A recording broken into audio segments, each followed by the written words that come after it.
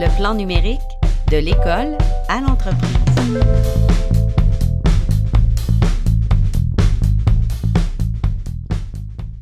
Alors, Dani, c'est notre avant-dernier épisode déjà.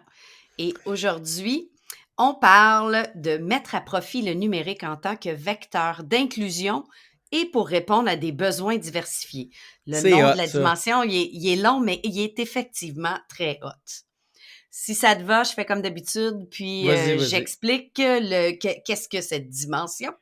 Alors, c'est de mobiliser des stratégies et des outils numériques pour répondre à des besoins diversifiés, voire surmonter des obstacles. Donc, c'est le numérique qui vient en aide finalement, ça j'adore.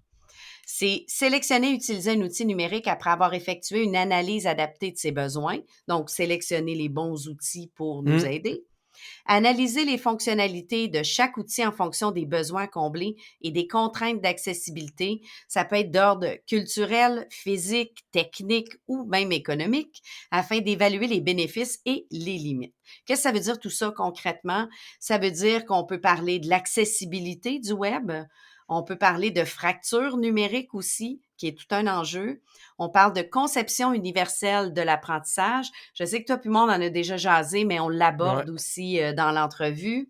On parle des troubles d'apprentissage, des logiciels d'aide à l'écriture, d'une approche pédagogique inclusive, donc de penser à tous nos élèves quand on prépare nos cours, par exemple. C'est les élèves en situation de handicap, mais aussi les élèves en douance. Donc, Ouais. ça couvre une panoplie de choses.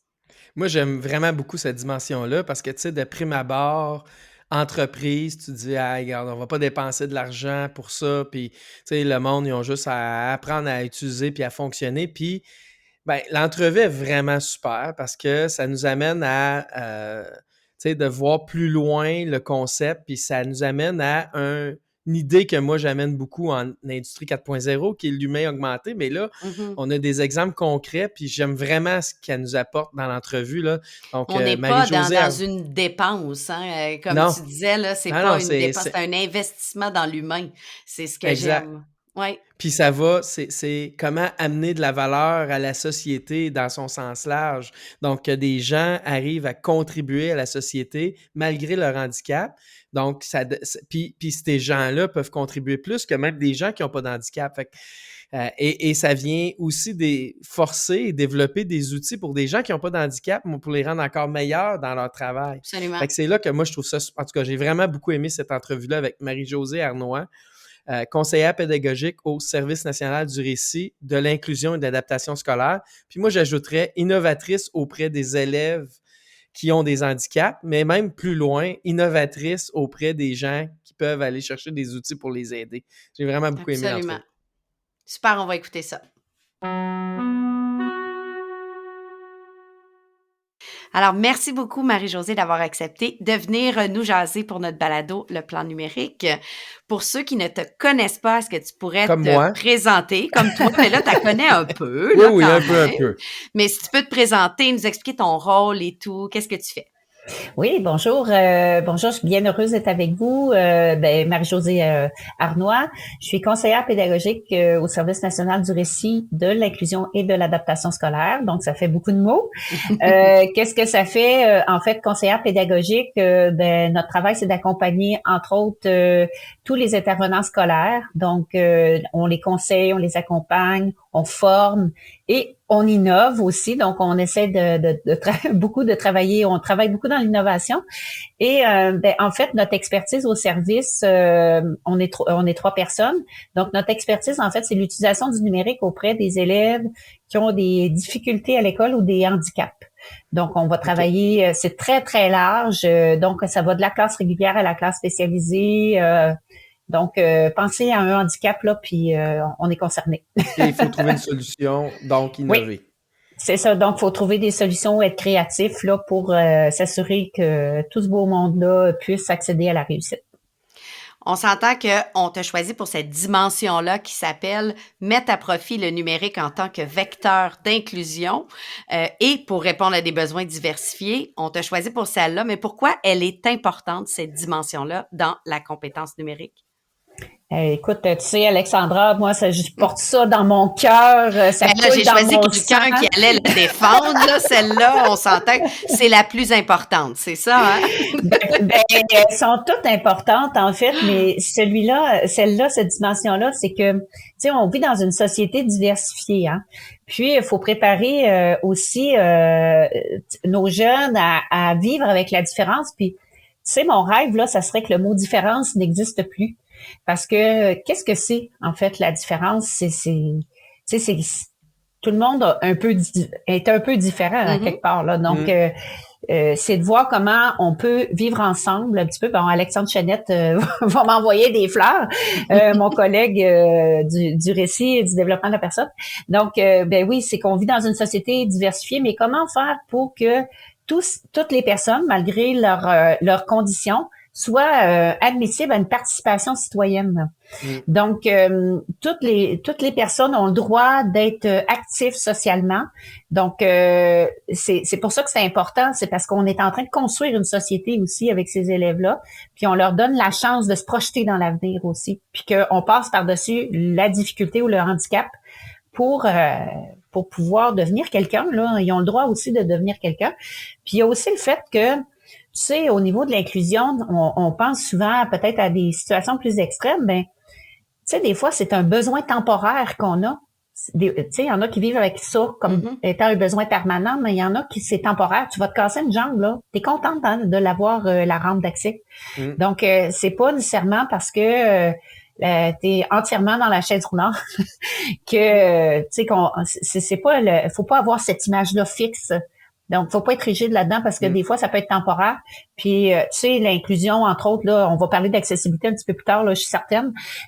Donc, entre autres, tu sais, on a les mamans avec les poussettes, sont bien contentes d'avoir aussi les portes. La rampe d'accès, exact. La rampe d'accès, les portes, excuse-moi, les portes automatiques aussi. Ouais. Donc, mais au départ, ça n'a pas été pensé pour ces personnes-là, mais tout le monde en profite après. Ouais. Je t'écoute. Moi, ce que je trouve intéressant dans ça, c'est, tu sais, plus il y a de diversité, moins c'est divers dans le sens où tout le monde est différent, tu sais. Fait que en entreprise, souvent, on favorise de plus en plus la diversité puis l'inclusion, justement, à cause du plafond de verre, tu sais. On en parle beaucoup du plafond de verre pour les femmes dans les entreprises, mais plus il y a de diversité, moins on va parler de ça parce que plus les gens vont avoir accès à, justement, à gravir les échelons en entreprise. Fait que je trouve ça intéressant qu'on favorise ça encore plus puis qu'on essaie de trouver des solutions innovantes pour tous ces gens-là. Puis les exemples que tu as donnés, mettons, de la rampe d'accès, c'est un très bon exemple, justement, que c'est utile à plus que juste les personnes pour lesquelles ça a été pensé initialement.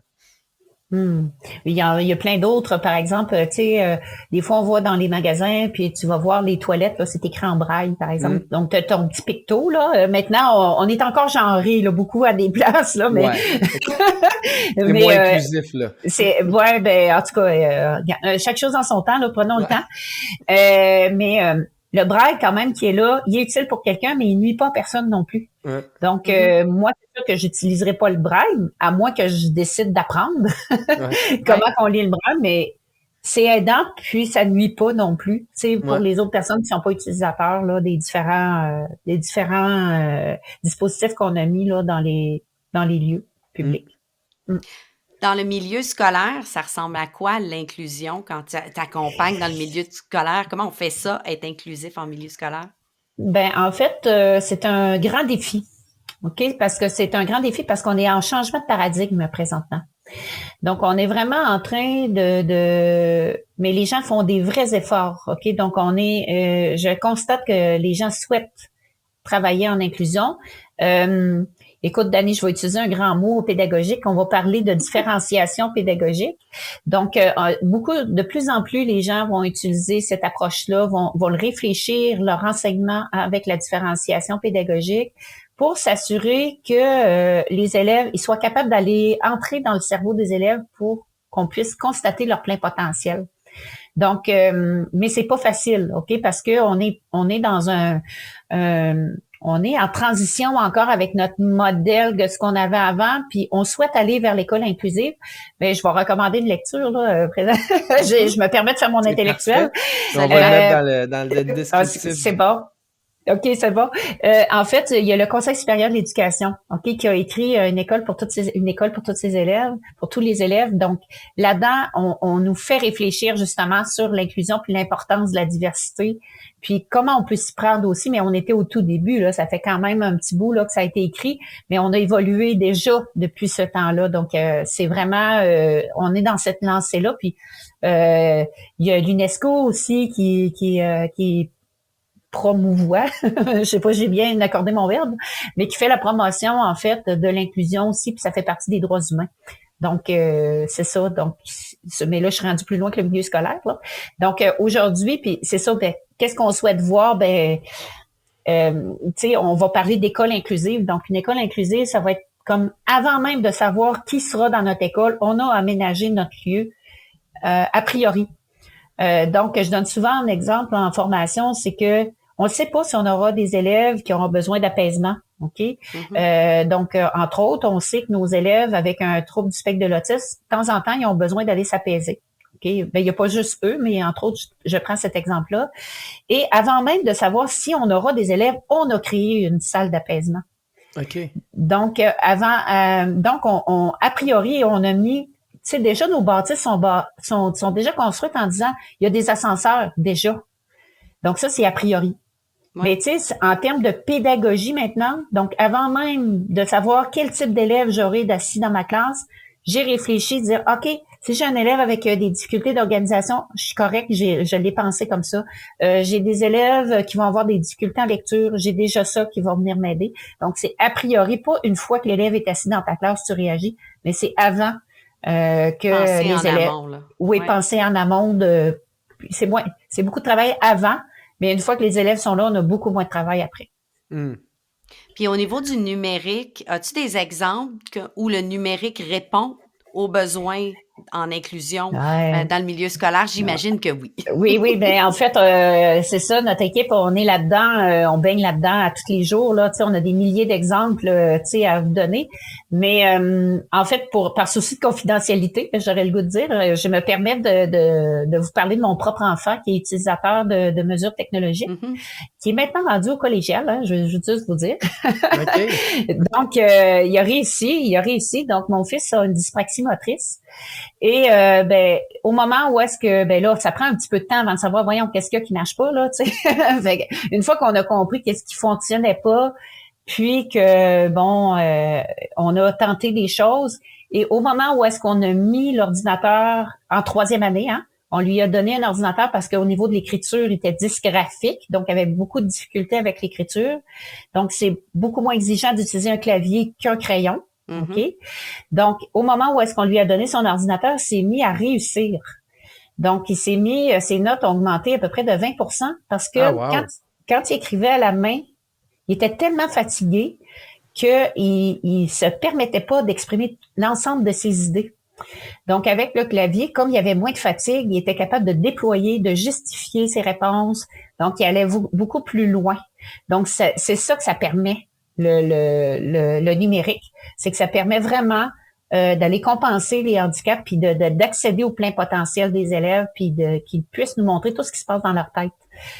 Sinon, ses mains à mon fils, ça lui permettait pas de nous le montrer, mais quand il parlait beaucoup, par exemple. Donc, il compensait par... mais tu sais, si on avait dit qu'on prenait juste ses traces orales, par exemple, c'est sûr qu'il passait, là.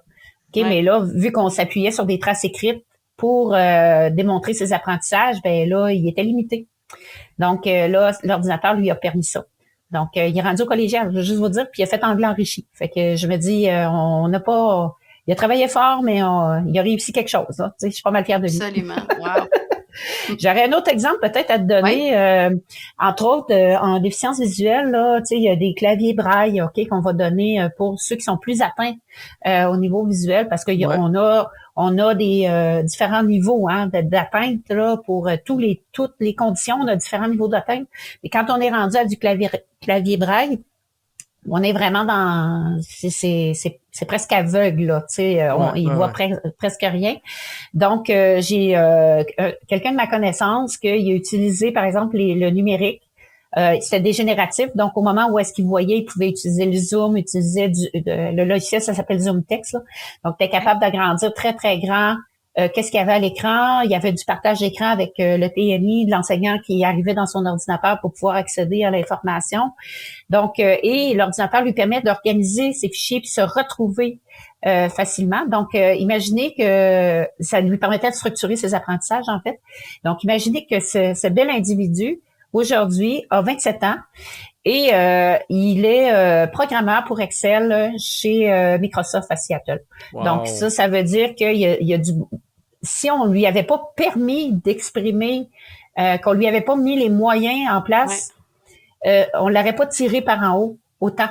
Donc, moi, je crois vraiment au potentiel du numérique pour tirer les élèves par en haut, là, pour leur permettre de s'épanouir, puis vraiment qu'on ait accès à toute leur humanité, là. Mais ça en fait aussi quelqu'un qui contribue à la société, à la faire grandir, à la faire évoluer, plutôt que de vivre au crochet puis d'attendre que le temps passe, tu sais. Fait que là, il amène de la valeur à la communauté de façon générale. Moi, je me sers beaucoup d'Excel, fait que il m'aide énormément. Oui, je suis certaine je suis certaine qu'il a contribué à ça, mais il est programmeur. Puis il utilise, en tout cas, je vous mets au défi d'utiliser une synthèse vocale ou un lecteur d'écran pour aller relire vos lignes de code. Bonne chance. Il doit être très, très bon parce que c'est déjà juste coder, c'est pas facile.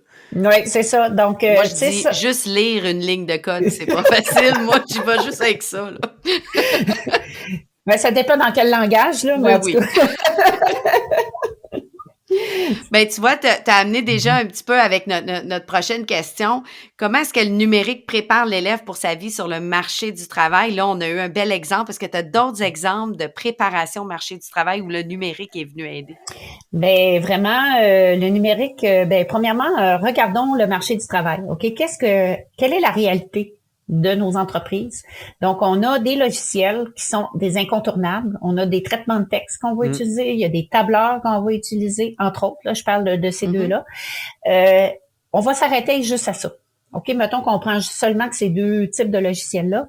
Ben, faut que on prépare nos élèves, là, je te parle de numérique pour tous, là, je te parle pas juste d'élèves en difficulté, là, mais il faut les préparer, nos élèves, à aller en entreprise. Donc, l'utilisation, l'apprentissage, des fonctions du traitement de texte, fonctions du tableur, on est dans le développement de la pensée numérique au travers de ça.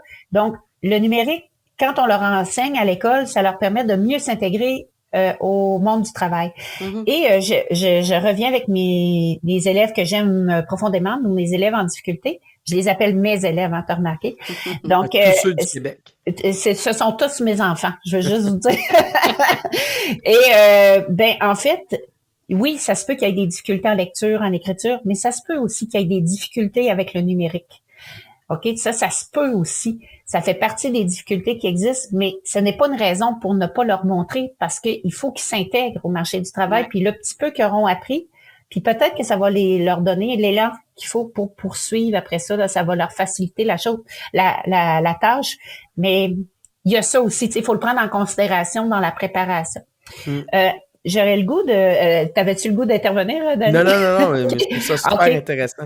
Ben, en fait, OK, je comprends, dans le fond, que tu fais une approbation. Voilà. OK, c'est bon. Alors, l'utilisation aussi que j'ai le goût de vous parler, c'est l'utilisation des mobiles pour le développement de l'autonomie. Donc, les mobiles, quand on parle de mobiles, on parle de téléphone cellulaire, puis on va parler de tablettes. Donc, certaines personnes dans la société, s'ils n'avaient pas, puis là, je parle pas des geeks, là, pas la geek de service, là, je parle pas d'elle, mais je parle des personnes pour qui c'est vraiment essentiel d'avoir leur mobile, leur téléphone cellulaire pour les rappels, pour l'organisation, on parlait de personnes avec une déficience visuelle. Il y a des reconnaissances avec l'intelligence artificielle aussi qu'on peut. Les gens vont détecter qu'est-ce qu'il y a autour de l'environnement. Il y a les cris. Hein, je sais pas si tu as vu sur la tablette, Alexandra, mais quelqu'un qui voit pas pourrait envoyer un signal parce que ou un signal visuel pour quelqu'un qui est sourd, nous dire qu'il y a un bruit, par exemple ton enfant pleure. Donc tu sais, il y a vraiment des choses, c'est vraiment pour développer l'autonomie puis prendre soin là d'être capable de fonctionner. J'ai le goût de te dire, parce que moi je suis beaucoup dans le scolaire, j'ai le goût de vous parler d'un projet sur lequel on a travaillé. Et la clientèle qui était visée, c'était nos élèves du trouble du spectre de l'autisme qui étaient inscrits au cours de formation préparatoire au travail. OK. Donc, ce sont des élèves, en fait, qui reçoivent des qualifications, mais qui ne reçoivent pas de diplôme. OK? Donc, ça veut dire qu'ils ont une qualification. Donc, ils peuvent travailler en usine, par exemple. C'est des métiers semi-spécialisés, qu'on va dire. Donc, avec ce projet-là, on a travaillé avec la réalité virtuelle. Donc, on s'éloigne. Il y a un peu de mobile quand même. Ça prend un téléphone. Mais dans la réalité virtuelle, on a utilisé ça pour l'intégration au travail. Parce que cette clientèle-là, particulièrement les autistes, ont besoin pour mieux gérer l'anxiété, ont besoin de connaître les choses, donc de savoir dans quel environnement ils vont se retrouver, par exemple, ou tout ce qui est la préparation, la planification de ce qui s'en vient. On a besoin beaucoup de sécuriser ça.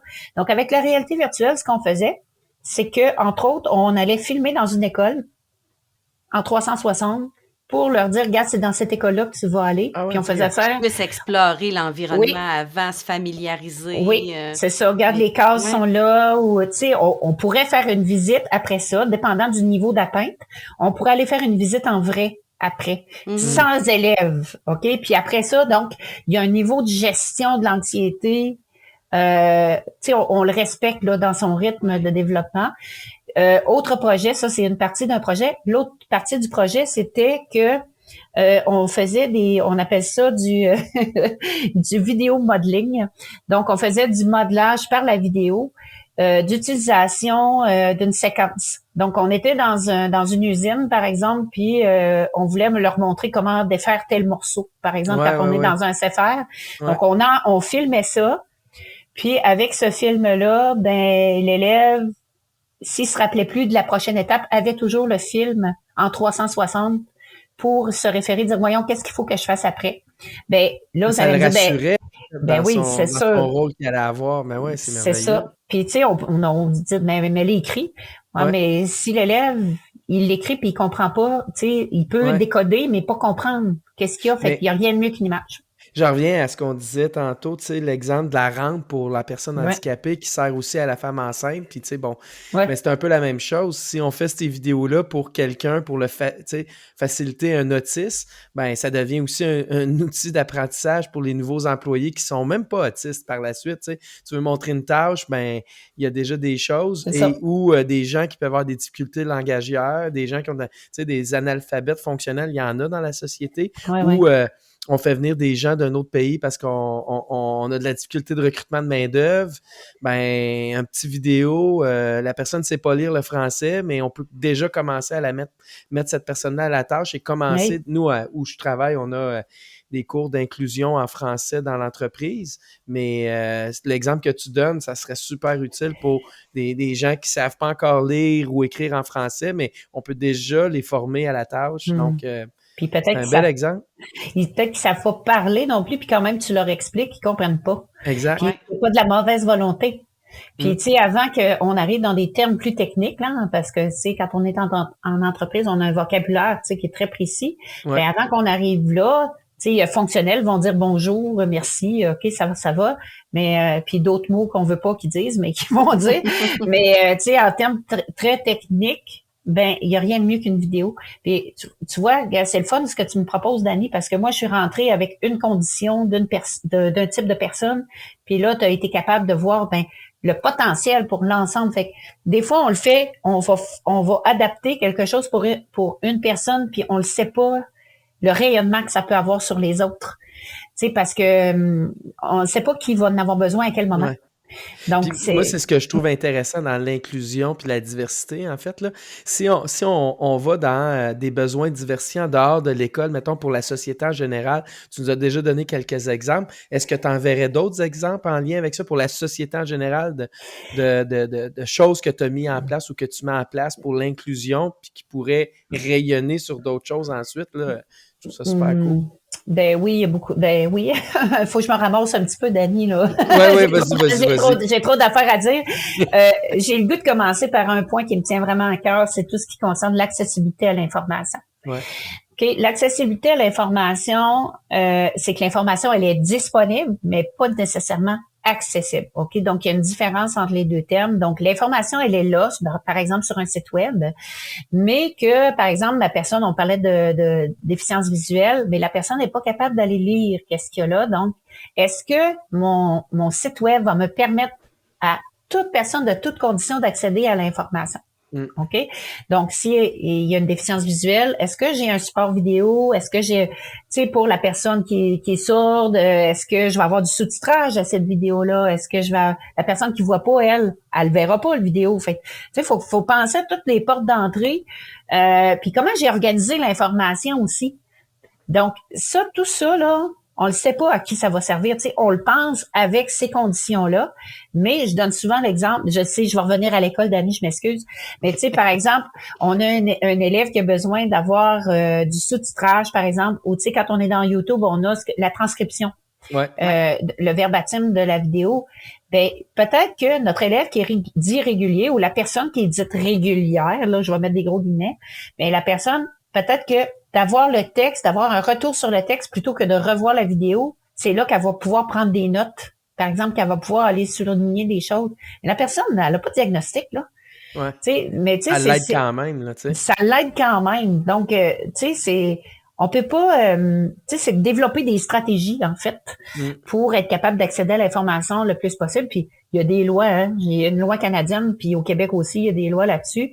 Donc, quand on relève des gouvernements, ben, tu sais, on est un organisme qui relève des gouvernements, du gouvernement fédéral ou provincial. On est tenu de s'assurer que ce qu'il y a sur nos sites web, par exemple, c'est disponible, c'est disponible et accessible, à tout le monde, tu sais, peu importe la condition. Okay. Écoute, j'ai le goût de vite là en vrac là, tu sais, tout ce qui concerne l'intelligence artificielle, les assistants virtuels, on a du Google Home qui peut vraiment aider. Ouais. Puis, mais là, on ouvre, là, on parle des jeunes puis des travailleurs, mais on a nos personnes âgées qui, ça peut vraiment donner un bon coup de main aussi pour la sécurité, là, tu sais, avez-vous pensé à, tu sais, comment on peut prendre soin d'eux autres avec tout ça, là, tout ce qui arrive. En tout cas, moi, il y a vraiment beaucoup de potentiel, là, pour la société en général. Puis c'est un peu pour ça que le plan d'action numérique a été mis en place. Hein. Tu sais, scolaire le porte, là, mais dans le fond, c'est pour la société en général. Puis c'est pas seulement pour les enseignants, c'est pour les éducateurs spécialisés, c'est pour les orthopédagogues, c'est pour les directeurs d'école. Donc, tout le monde va bénéficier là, de ça, là, de ce plan d'action-là. En entreprise encore, puis là, je mets mon chapeau d'entreprise, là, mais comment le numérique peut favoriser l'inclusion? Puis là, on a eu quelques exemples tantôt sur la vidéo, par exemple, j'ai trouvé ça intéressant, mais tu vois-tu d'autres choses qui pourraient favoriser, justement, le numérique pourrait favoriser l'inclusion en entreprise? Ben c'est sûr que les personnes qui en ont besoin, c'est de donner les logiciels. OK, de donner des logiciels numériques. Tu sais, je parlais de traitement de texte, de tableur, entre autres, c'est de leur donner accès. Ben, tu sais, si tu as un agent de bureau, j'espère qu'il va travailler avec un traitement de texte. Mais tu sais, c'est de dire aussi, ben probablement qu'il va travailler avec un correctiel. Le correctiel le plus connu, c'est Antidote. Là. Je prends un grand mot, là. Mais parlons d'un produit, là, Antidote, qui est très, très connu, mais il y a plein d'autres. C'est québécois, fait qu'on a le droit. Ouais, c'est bon. OK, c'est bon. Donc, de permettre justement peut-être, tu sais, si la personne a besoin d'une synthèse vocale, lui permettre de l'installer sur son poste de travail. Puis, on est en train, je nommais tantôt le développement de l'autonomie, c'est ça qu'on est en train de faire. Donc, pendant qu'il fait ça, vous n'avez pas besoin de 3 personnes qui repassent en arrière, là. La personne va s'auto-corriger par elle-même parce qu'elle a développé ces stratégies-là, puis elle a un potentiel, là. Tu sais, ça veut pas dire qu'ils sont pas bons, là. C'est pas ça que ça veut dire. Donnez-leur les outils, puis ils vont y arriver, là. Donc, c'est vraiment... moi, je connais, entre autres, une de mes connaissances, c'est professeur d'université, donc doctorat en grammaire, qui est dyslexique. Donc, OK. Tu sais, fait que c'est... En se donnant les outils, là, tu sais, on est capable, là. Il a trouvé des trucs, j'imagine. Cette personne a trouvé des trucs pour y arriver parce que ça ne devait pas être facile. Utiliser des logiciels, justement, d'utiliser des stratégies. La personne s'est tellement posé de questions. Comment se fait que je comprends pas ça? Que c'est ça qui a fait qu'elle est allée étudier là-dedans. Ouais, c'est ça. Ça a été la motivation. Ouais. Oui, c'est ça. Donc, c'est sûr qu'il faut être réaliste aussi avec les limites. Okay? Parce que veux pas, sais, on va parler de dyslexie ou de dyspraxie, mais on va appeler ça aussi des handicaps invisibles. Ouais. Donc ça veut dire que tu sais à l'œil nu, il n'y a pas d'étiquette là. On n'est pas capable de voir que ou parlons d'un déficit d'attention par exemple, mais puis ton employé, il écrira pas ça sur son CV non plus. Ben non, parce que en fait, je suis même pas sûr que c'est légal de faire une discrimination, non. Donc on doit pas le mettre au même titre qu'on met pas nos photos au Québec ou au Canada, on n'est pas supposé mettre notre photo.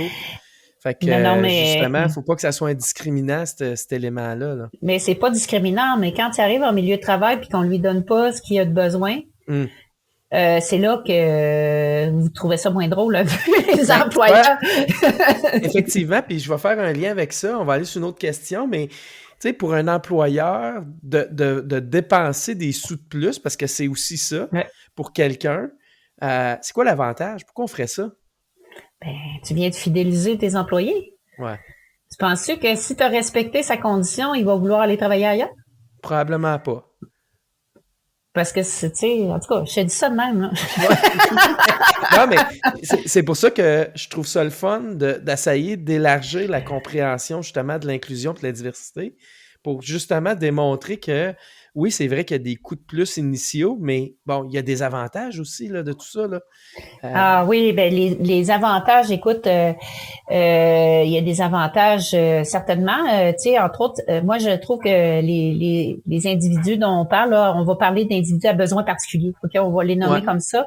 Ben ce sont des personnes là, qui ont tellement compensé qu'ils ont développé une créativité là qui va désarçonner nos entrepreneurs, ok, les entreprises. Ouais. Donc, la créativité, ils ont tellement essayé de contourner tout le temps, puis ils sont en résolution de problèmes constamment. Donc, c'est vraiment, ils ont des belles forces de ce côté-là. Puis, en plus, ce sont des personnes qui sont résilientes parce que, justement, dire, ben là, ça n'a pas marché. OK, je vais recommencer. Ah non, là, ça n'a pas marché. Ben, OK, d'abord, qu'est-ce que j'ai fait là qu'est-ce que je vais faire pour que ça marche la prochaine fois? Donc, tu sais, ça devient comme une seconde nature de résoudre des problèmes puis de faire face à des situations qui sont difficiles puis là, d'arriver à sortir une solution ou trouver une façon de se débrouiller. Là. Fait que c'est là que ça devient intéressant, là. Oui, c'est vraiment, ben ça dépend, c'est sûr, toujours de l'intention de la personne qui engage. Tu sais, des fois, tu sais, quand on a quelqu'un devant nous qui veut sortir de la boîte, ok, qui t'apporte des solutions à laquelle que ça peut déstabiliser à certains moments, parce que là on a parlé des difficultés, mais on peut parler de douance aussi qui fait partie des difficultés. Donc ça en fait partie là. Donc tu sais, puis des fois les gens vont nous apporter les élèves. Moi je me souviens, je travaillais en programmation robotique avec les autres, nous apportaient des solutions. Je disais là, j'ai jamais pensé à ça, tu sais. Mais à quelque part, et il a résolu son problème. Mais tu sais, ça prend de l'ouverture puis de la flexibilité justement de la part du patron pour dire ben OK, je vais écouter, mais il faut aussi pas tout faire ce qu'il nous dit non plus, tu sais, parce que des fois c'est pas la ligne que tu veux te donner, mais c'est à considérer quand même. Tu sais, c'est quand même le patron qui prend la décision en dernier, mais faut pas être fermé à ça. Faut vraiment entendre qu'est-ce qu'ils ont à dire. Puis des fois, c'est pas fou.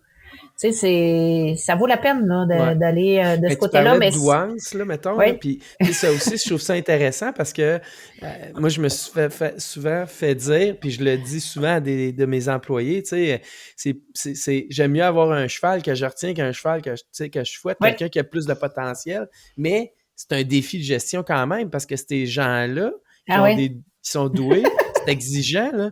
Ils vont en demander, là, tu sais. Eux autres, faut que tu les alimentes, là. Faut que tu les en donnes, là. Il faut qu'il y ait des défis, faut qu'il y ait des challenges. Mais après ça, t'en reçois beaucoup aussi, tu sais. Fait que je trouve ça super le fun. Moi, tu sais, cette diversité-là est vraiment trippante, là. Ben oui, ben c'est chacun, tu sais, on parlait de différence, mais la différence, c'est positif, c'est pas nécessairement négatif. Non, c'est ça. Ça peut être différent, en tout cas, c'est ça. Puis, comme enseignant, là, y a-t-il des choses que l'enseignant peut faire de spécial pour essayer de favoriser ça? Ben, ou le parent? Ouais, des fois, ça peut... Tu donnais l'exemple de ton fils, donc comme parent, tu l'as vécu. Oui. Ben, la première chose à faire, Ben c'est d'observer, OK, de dire OK, j'ai quelque chose à m'occuper. Ouais. Donc, mais en fait, la première des choses à faire, c'est d'être à l'écoute. Puis d'être à l'écoute, puis d'être en réponse aux besoins. Donc, quand on est à l'écoute, ben à l'écoute, ça veut pas dire faire les caprices, là, OK? On s'entend, là, c'est pas ça que ça veut dire, mais être à l'écoute quand il y a de la souffrance. Ça OK? veut pas Donc, dire oui à tout, là. Ça veut non, dire non, on comme dit pas oui à être tout, là. attentif, être C'est à pas ça, l'écoute écouter. c'est ça. Pour moi, c'est pas ça. Donc, écoutez, parce que quand on a un malaise ou une souffrance, ou dire j'aimerais mieux faire ça comme ça, tu sais, quand c'est fait adéquatement, puis que, tu sais, puis des fois, les enfants, ils sont pas habiles à nous le dire avec des mots, ils nous le disent avec des comportements aussi. Donc, je vais reprendre l'exemple de mon gars, où est-ce qu'il faisait une crise de bacon en dessous de son bureau à tous les jours. Ben, à un moment donné, c'est parce que quand on a compris que c'était à cause d'un problème d'apprentissage, puis qu'on a donné son ordinateur, ben le problème de comportement a été réglé. Donc, tu sais, c'est ça d'être à l'écoute, de dire ben là, c'est pas normal. Tu sais, qu'est-ce qu'il essaye de me dire dans le fond, c'est d'être à l'écoute de ça. Mais comme enseignant, comme parent, mais il y a aussi des fois des comportements que des adultes ont autour de nous. Parce que l'inclusion, on a parlé beaucoup d'enfants, de milieu du travail, mais ça concerne les adultes aussi. Ouais. Donc, ça concerne nos collègues, ça concerne, donc c'est d'être à l'écoute de l'autre, mais être à l'écoute aussi de ses besoins, on s'entend.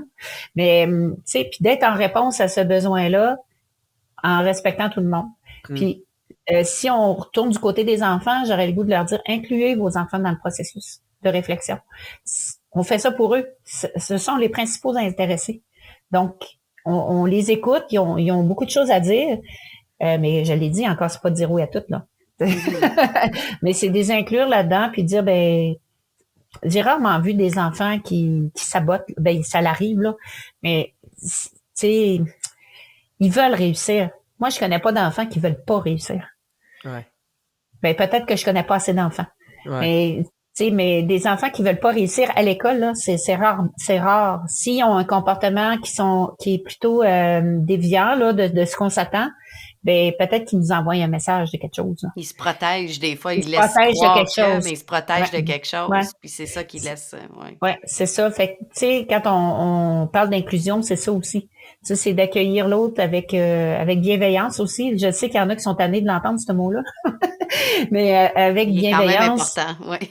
Mais il est quand même bien, c'est quand même important. Donc, avec bienveillance, c'est à l'écoute, en se respectant l'autre, puis dire, ben voici dans ce que j'ai à t'offrir, voici ce que je peux, jusqu'où je peux aller pour t'aider, tu sais. Puis si c'est pas vous, tu sais, comme on parlait d'enseignants, puis vous vous sentez débordé, allez chercher de l'aide, restez pas seul avec ça là. Faut travailler en équipe autour de ça. C'est ça l'inclusion. C'est pas juste, ça repose pas sur les épaules d'une seule personne. C'est un travail d'équipe. Donc, faut aller voir, faut ensemble en discuter, puis essayer de trouver des stratégies ensemble. Puis donc, l'inclusion, oui, tu sais, on parlait en tant qu'intervenant, mais nous-mêmes comme intervenants, faut qu'on prenne soin de nous aussi au travers de ça. Absolument. De très bons conseils. Ouais, vraiment. Ben, je suis conseillère pédagogique, alors. Voilà. Puis, moi, je vais juste faire un petit point sur la bienveillance. C'est un Ouais. terme qu'on utilise de plus en plus en entreprise et qui va être de plus en plus utilisé en relation aussi avec la diversité, l'inclusion et la bienveillance parce que, justement, en contexte pandémique, là, ben, c'est quelque chose qu'il faut être à l'écoute et empathique envers nos gens, nos employés, nos coéquipiers pour, justement, il peut y avoir des gens qui ont des difficultés là-dedans. Donc, il faut être Puis, bienveillant. et C'est qui important parlait en de difficultés entreprise. temporaires, là, il y en a, Exactement. effectivement, là, que... il n'y avait pas de difficultés avant, puis la pandémie est arrivée, puis là, Voilà. les difficultés sont arrivées, mais on est ensemble là-dedans. Puis, Exact. donc, c'est ça. Il faut... c'est humain, hein. Faut prendre soin. On vit en société, fait qu'il faut prendre soin les uns des autres. Là. Mon Dieu, Seigneur. C'est une belle note de fin, je trouve. Oui, ça finit bien comme ça, hein? T'avais-tu besoin d'une conclusion? faite. Aimons-nous les uns les autres. Voilà. Merci beaucoup, Marie-Josée, Merci. d'avoir pris le temps de nous jaser. On n'a pas été trop dur? Ah non, ça a bien été. Merci à vous autres. C'était le fun. Ouais, on a eu du fun. Très bien. Alors, je te laisse réagir en premier, Dani. Oui, ben écoute, je reviens à ce que je disais avant l'entrevue. Là, c'est vraiment, vraiment une belle entrevue. Moi, j'ai En fait, elle en donnait, elle nous arrêtait pour en donner plus. Puis j'ai vraiment, vraiment, moi, ça m'a ouvert beaucoup d'œillères que j'étais plus, je te dirais, fermé, comme je te dis. En entreprise, on est porté à se dire, regarde, il faut trouver des façons de ne pas augmenter nos coûts. Puis là, ben, elle amène une dimension différente qui est, non, ça l'ajoute de la valeur, puis elle donne des exemples concrets. Son fils, l'ami de son fils qui est chez Microsoft, bon. Fait que, tu sais, c'est ça qui est cool, c'est que ça permet de construire une société à valeur ajoutée avec l'ensemble des personnes qui sont dans la société. Donc, au lieu d'avoir des gens qui sont au crochet de la société, hein, souvent on est porté à dire ça, ben là, c'est comment amener ces gens-là à devenir des contributeurs à valeur ajoutée dans la société grâce aux outils technologiques. Ce que ces gens-là n'auraient pas pu dans le passé. Fait que j'ai vraiment beaucoup aimé les exemples qu'elle nous a donnés. Un des exemples que moi je retenais, puis qui est simple à comprendre, mais qui permet d'ouvrir les horizons, disons comme ça, c'est, on fait une rampe d'accès pour les handicapés, c'est rendu obligatoire par la loi. Puis là, ben, quand on réalise que cette rampe-là, dans le fond, elle devient utile à d'autres personnes. Tu sais, cette rampe-là qui, initialement, on se dit, hey, c'est de l'argent pour rien, pourquoi qu'on paye pour ça, pourquoi qu'on construit ça? Puis là, ben, là, ça devient utile à la personne handicapée qui peut se déplacer par elle-même. Donc, elle n'est plus au crochet de quelqu'un d'autre, elle est rendue autonome. Mais en plus, cette rampe d'accès-là devient aussi un outil pour les hommes, les femmes qui ont une poussette, qui ont des enfants, puis que là, ça devient problématique, monter des marches et même dangereux, ben, ils prennent la rampe d'accès de personnes handicapées pour atteindre... Une personne qui est en béquille temporairement parce qu'elle s'est cassé une jambe, une personne âgée qui a une canne ou une marchette, ben ça va faciliter le tout pour eux autres aussi. Fait que finalement, on se rend compte qu'on investit pas pour une personne qui avait un handicap, finalement, la solution ça devient utile à tout le monde. C'est ça que moi, j'ai trouvé cool. Fait que quand on extrapole cet exemple-là dans d'autres contextes puis d'autres situations plus technologiques, ben c'est la même chose qu'on peut aller chercher. Un des points qui ressortait aussi, c'est après coup, là, c'est difficile de venir changer les choses. Fait qu'il faut y penser en amont. Il faut le faire en avance. Puis c'est la même chose avec les rampes d'accès, tu sais. Détruire des marches pour ajouter, ça devient compliqué puis complexe. C'est pas la même chose. Exact. Mais si on le fait quand on fait l'architecture du bâtiment, puis c'est pensé comme ça coûte pas vraiment plus cher. Puis là, ça devient utile pour longtemps. Fait que ça, avec, je te fais un pont avec l'enseignement. Tu sais, quand on parlait de la conception universelle des apprentissages, tu as la conception universelle de bâtir ton bâtiment puis de faire ta rampe d'avance. Mais en pédagogie, c'est ce qui aide aussi. Est-ce que je peux, avant même d'accueillir mes élèves, planifier en me disant, ben si j'ai quelqu'un avec des difficultés visuelles, est-ce que j'ai des choses en place qui pourraient aider? Est-ce que j'ai des élèves qui ont des troubles d'organisation? Est-ce que je peux organiser ça d'une façon qui va les aider? Puis honnêtement, ça peut venir aider. Tu sais, elle a parlé beaucoup ça peut être des situations temporaires aussi. On a en tête là, la personne en chaise roulante pour le reste de sa vie, mais ça peut être, je suis en chaise roulante, le temps de me remettre d'une opération.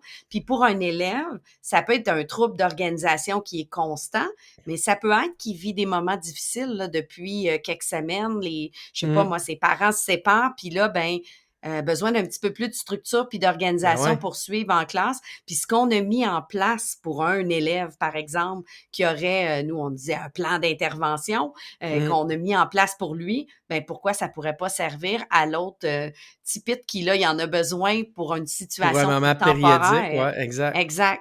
Puis j'ai aimé beaucoup, elle disait souvent, tu sais, c'est aidant puis ça nuit pas non plus.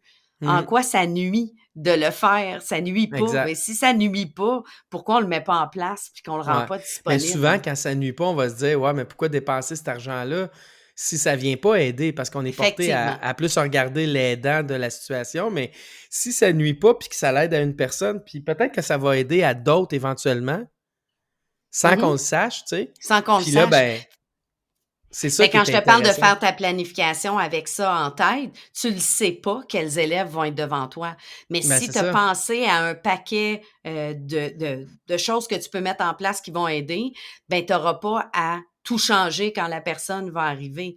Elle parlait de l'exemple de faire un local, une salle d'apaisement pour les élèves quand tu bâtis l'école, d'y penser d'avance parce que ça peut aider, ben si tu y as pensé d'avance, un peu comme ta rampe d'accès, ben tu n'auras pas besoin de te casser la tête rendu là, ça va être disponible. Puis tu vas peut-être même être créatif et trouver d'autres raisons d'utiliser le tout, comme on vient de le faire avec la rampe, de penser à toutes Mmh, les autres possibilités, parce que mmh, tu vas te dire, puis peut-être qu'il y en a qu'on n'a même pas vu venir, puis que finalement, on va se dire, ah effectivement. ouais, ça a aidé à ça aussi, là. J'ai bien aimé, moi, ça c'est encore une autre chose qui m'a allumé beaucoup, c'est quand elle parlait, tu sais, dans le fond, les avantages sont grands, tu sais, les personnes, ils ont compensé toute leur vie, là. Fait qu'ils ont eu Mhm. besoin de trouver des trucs pour réussir à passer à travers des situations qui sont plus complexes que la norme, puis que les autres. Donc, ils développent énormément de capacités en résolution de problèmes, là. Tu sais, je fais Absolument. face à une situation, il faut que je trouve une façon.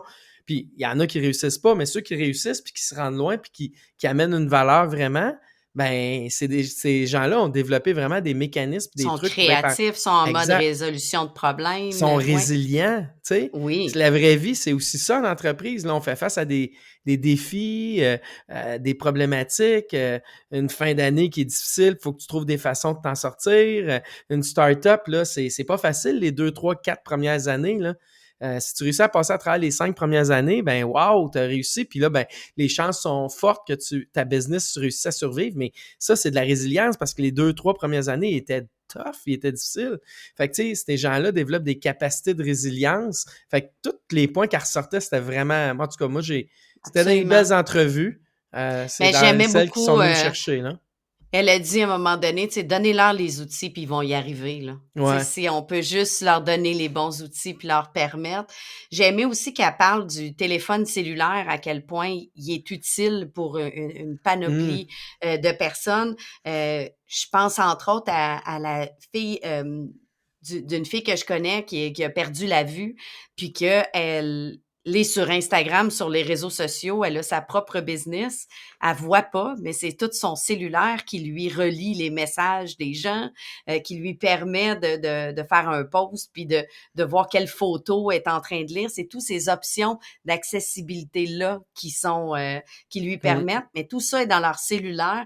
Puis tu sais, je l'écoutais, puis je me disais, ouais, puis souvent dans les classes, on est à la chasse du cellulaire, puis on Ben les ouais, c'est enlève, puis on ça. les confisque. Je comprends aussi l'enjeu de comme, tu sais, le temps d'écran, ils ont de la difficulté à se contrôler, pas être sur TikTok ou autre au lieu d'écouter, mais en même temps, on manque une belle opportunité de montrer aux élèves comment ils peuvent s'organiser avec un petit calepin de notes, avec un calendrier en ligne, par exemple, pour pas Mmh. oublier leurs choses, à utiliser des outils pour, tu sais, je pense à Microsoft Lens ou à Google Lens qui permet de traduire des documents, de numériser, pouvoir le lire. Il y a Mmh. tellement d'applications avec les cellulaires qui seraient le fun à montrer à tout le monde pour qu'on puisse utiliser ces outils-là pour Ben ouais. pallier à nos propres difficultés, parce qu'on en a tous, là.